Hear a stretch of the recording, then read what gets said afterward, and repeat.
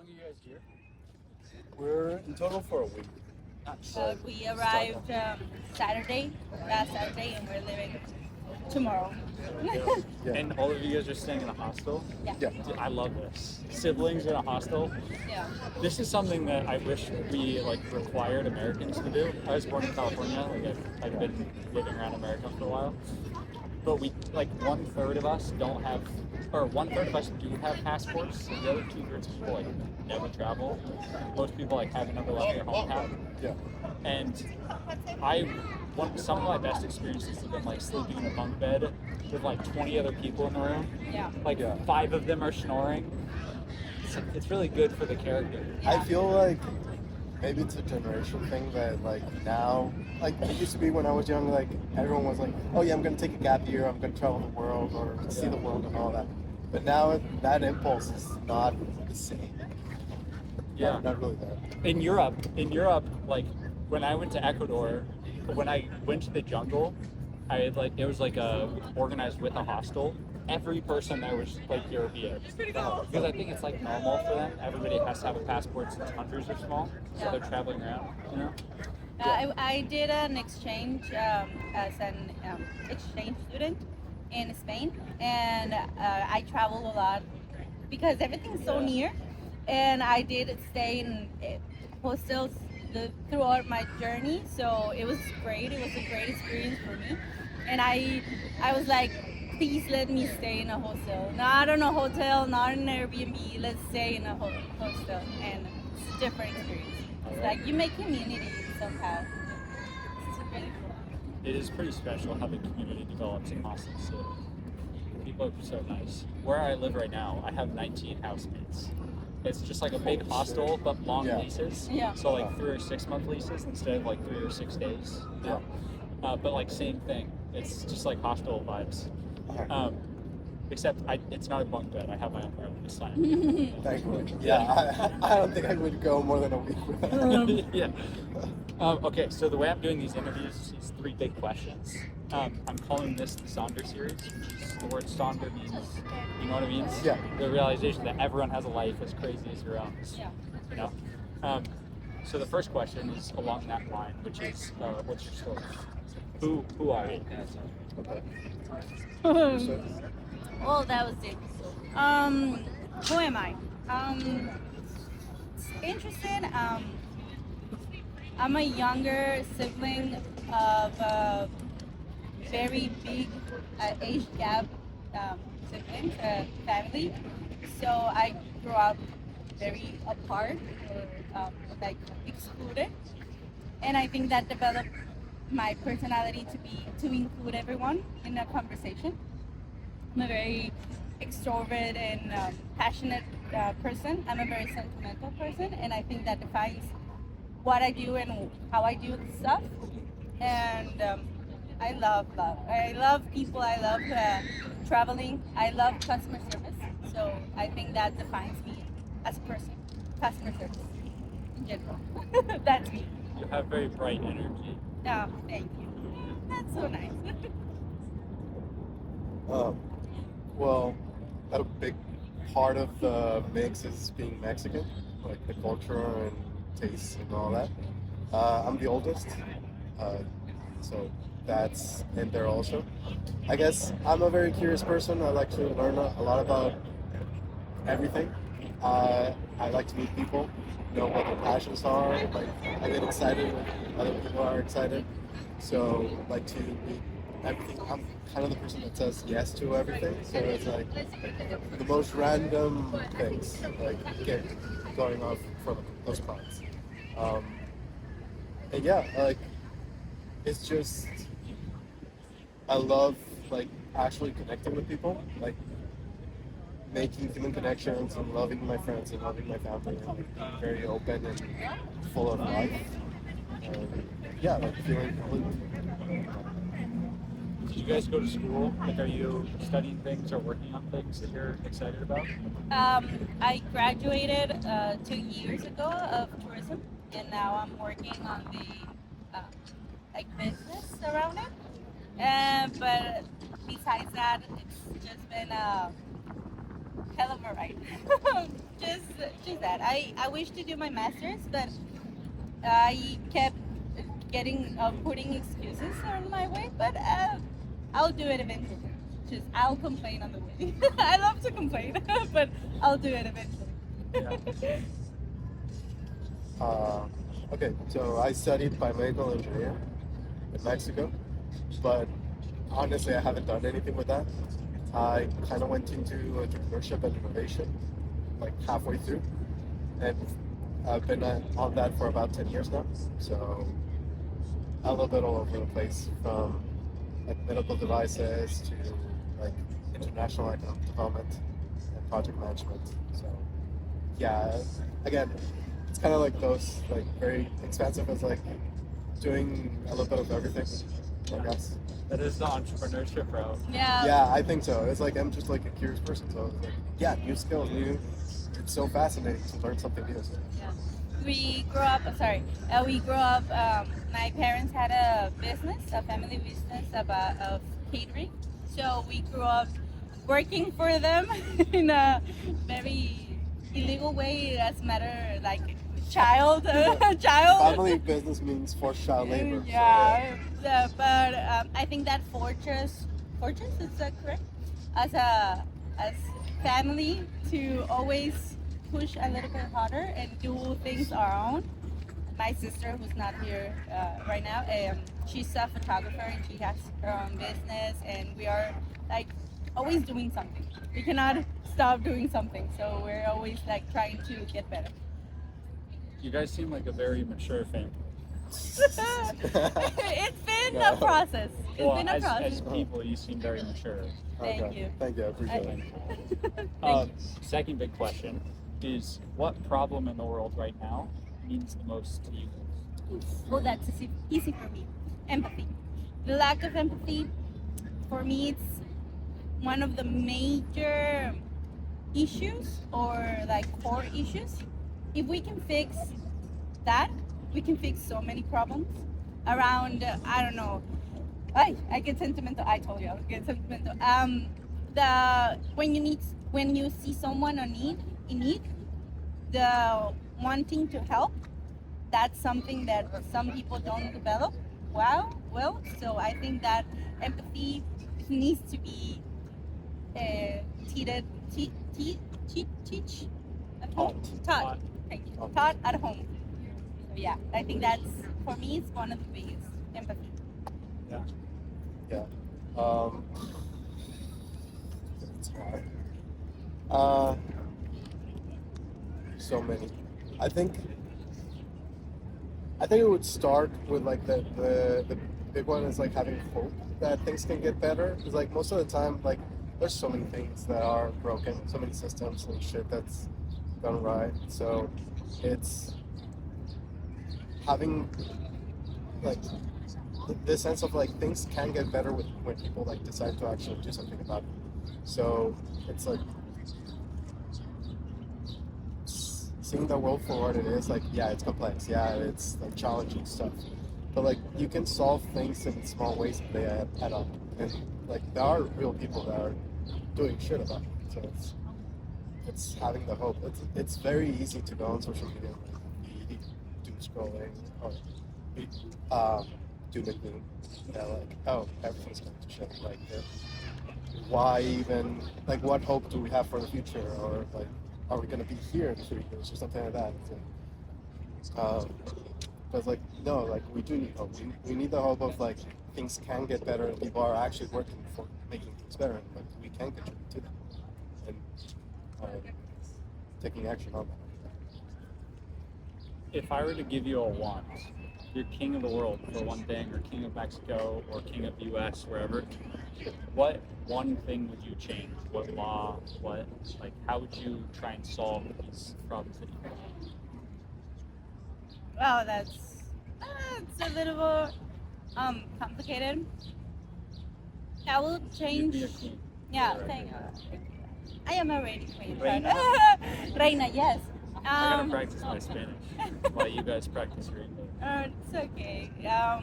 I would probably fix well, not fixed because I think it's a working process. Like it takes time, but the education, be either at home or at school, both educations, I think they're both not failing, but like falling, um, decaying. I think it's a word. Decaying. Decaying. Um, because Vocabulary is incredible. It's a great word. thank you. Bit about education, the values and the like, the respect, love, all those things are not taught the way they should be, as in like, or I'm not sure how to put it in words, but like there's a lot of miscommunication or misinformation about stuff. A lot of taboo subjects. Yeah, I think there's a lot of, for example, I'm not sure if I can say that, but like sexual education in Mexico, it's very, very bad sexual education. So I think that in the whole world, I think it's basically same. I think that should be eradicated and to process those taboo subjects like The families. taboo should be eradicated, not Yeah, educated. yes, Okay, yes. yeah. Yeah, the taboo Yeah. like the taboo subjects should be eradicated. Yeah.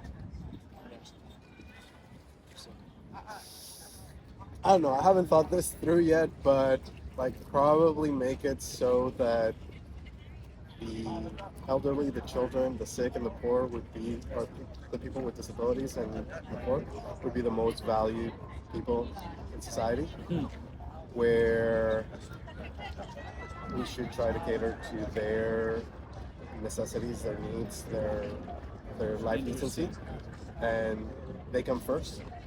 I don't know. I guess like if we could like flip that social structure to them being like treated probably as kings as like, hey, everything that they need, they should be the first and foremost to get it. Yeah.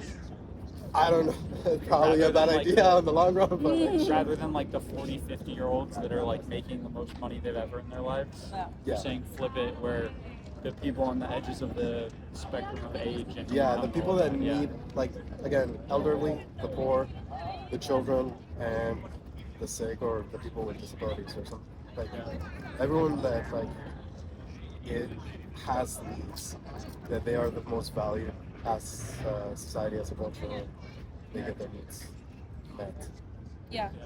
It's complicated to think of that because at the end of it, like to apply hypothetically, if I'm the queen of something and I have to apply something, I don't want to do it on my own terms or on my own. How do you say, like como de mi propio juicio, de mi propia Your own judgment. my own judgment. I would like to make a vote or hear some voices that are not heard enough. I wouldn't make a decision on my own. I would Con el truly like, perspective. yes. Yeah. Oh, you do know Respectivo, Spanish. I you do do. speak, yeah. I realized that I didn't like communicate, but yeah, but I do. Which I'll practice my Spanish for this last question. Yeah, for sure. La última pregunta, la tercera, es ¿qué persona en su vida que has conocido es la persona más impresionante a ti y qué partes de ellos te impresionan o impresionan? No, Impresiona. impresionan. That's easy for me. That's I'm just gonna fix this. yeah. People keep giving us looks and they don't know why, so I'm gonna explain myself. Yeah, it's really, really easy for me. My dad. My dad has always been for me like this hero and what he's been through in life because he lost his parents very young and he is one of the youngest of like 8 siblings. So he's had a very tough life and yet despite that he's still a very heartwarming person. I don't know if that's a word. I'm not Like like he he has, we say it in Spanish, un corazón de pollo, which is like a chicken heart, but it means like a very sweet heart that always helps people, even though he has been hurt a lot. So he had taught me a lot of life. I am very similar to him, whether I like it or not. But I think he's my most impressive person I've ever met in my life. The ability to love despite having experienced some difficulty or pain. Yeah. I know that's hard. I don't think I have like a number one person. It's obviously I've had people close to me that have been like role models, and each one has taught me like different things. Like my parents taught me like hard work and close to family and loving family. My grandparents also like sticking through tough times. They were also entrepreneurs, so like just like blind faith of like, hey, this is gonna work out. Even my great grandparents have always been like, we met them, and my great grandmother was like the sweetest person ever. Like still like to the ripe old age of like 96, I think. Yeah. She was like the sweetest, kindest person to like bring you to her home and like give you food or abuelita. yeah, exactly. So I don't know. I wouldn't say like I have a top one. It's like I kind of pick traits from each one, and it's like a mosaic of the Yeah. different strengths. Yeah. What are some of those traits? I think loving people, like trying to make genuine human connections with people. That's one thing. The other thing is being honest and true to one's word. Like being of good character, like being somebody that would be proud of like being their son to my parents and such. Taking care of people, sisters, and everyone that's closest to us. Like the way that my parents like take care of their employees or their assistants, like my uncles and my aunts, like being there close to them. So yeah, I think it's that. And of course, it's kind of recent. Like it wasn't like that always. Kind of like more recently, it's like, oh, this is what I decide to be like. Like a conscious decisions to treat people like that. So Yeah, although talking about that composition of things from other people or that mosaic, I think everyone has it, but it's important to surround yourself with. I think you do it unconsciously. Because you surrounded with people, and I hope this is the same for everyone, but like, oh, I love my friend because she's like this, she's sharing, and I'm going to be sharing because sharing and I love her and I want to be like her, or I surround her with my best friend who is, I don't know, maybe I have one of best friend who always brings a gift to everyone's celebration, and I used not to do, wasn't used to do that, and because of her, it's like now I bought a present each and every time someone graduates, someone celebrates something, because of that type of things. And I think that's basically how we live our life in general. We are always going and always taking something from everyone. So that's basically, I love that. Everybody is raised by the village. Yeah. I think there's this like common misconception in the world right now that like, you're raised by just your parents. But I think that teaches the wrong thing, is that your parents are perfect and that like you shouldn't learn from other people, which sets up the brain to be closed to other people. Yeah. To close, as an extra credit question, ¿qué es su reto, your challenge, for the viewer, for yourself in the next week? What I've been asking, but you guys are not from New York, is like, what's your New York challenge for me? But since I can't ask you that, I guess, what is your New York challenge for me? Or what's your life challenge? Life challenge. Yeah.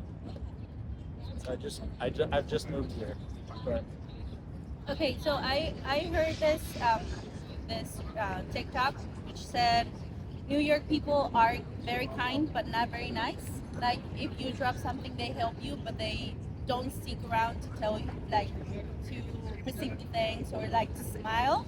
And I think that is important. I think it's not the same being kind as it's not the same being honest as being like truthful. I think there are two different things. I think it's the same with kind and nice. It's not the same being kind, it's just being nice. And I think more people should be nice. Like smile, say good morning, say good night, thank you, all those things. I think. Wait for the thank you and enjoy that moment. Yeah, yeah. Because it's really gratifying to receive a thank you. Not do it for it, but like help someone makes you feel better. So I think that's a way to live your life. And it makes the other person feel seen, that they did get helped and they're grateful for it. Yeah.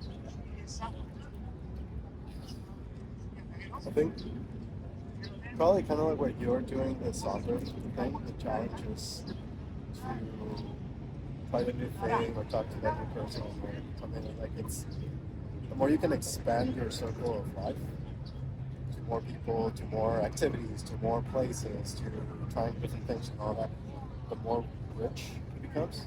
And not just like living from the phone, it's like actually experiencing it. And that brings appreciation, that brings new interests, that brings like new passions or something like a goal forms for your life. It's like, oh, this is something that I really want to do. Something. So yeah, it's the more that we can expand, the more fulfilling and the more connected we are. It's a great way to close. Yeah. You're wise. You're wise. I love that you guys